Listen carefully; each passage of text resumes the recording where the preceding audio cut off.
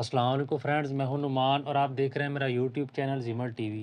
Friends, आज की इस वीडियो में इस टॉपिक के ऊपर बात करेंगे। अगर आप दुबई से इंडिया, पाकिस्तान या बांग्लादेश छुट्टी गए और वापसी पे आप अपने साथ कितना तम्बाकू या कितने सिगरेट्स और उसके साथ साथ कितनी करेंसी लेकर आ सकते हैं।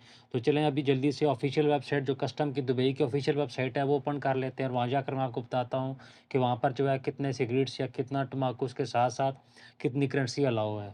ये देखें, ये मेरे सामने दुबई की कस्टम ऑफिशियल वेबसाइट ओपन हो चुकी है। तो सबसे पहले अगर सिगरेट की बात की जाए तो ये देखें फ्रेंड्स, आप अपने साथ जो है 400 सिगरेट्स लेकर आ सकते हैं, यानी 20 पैकेट, क्योंकि एक पैकेट के अंदर जो है 20 सिगरेट होते हैं। इस तरीके से आप जो है 20 पैकेट अपने साथ लेकर आ सकते हैं। उसके बाद फ्रेंड्स, अगर सिगार की बात की जाए तो सिगार आप 50 अपने साथ लेकर आ सकते हैं।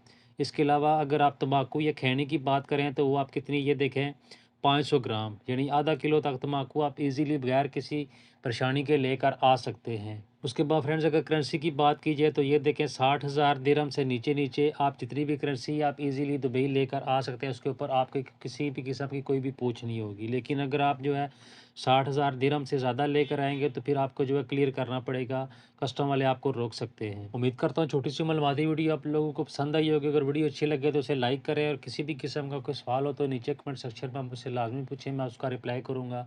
Thanks for watching this video. अल्लाह हाफिज़।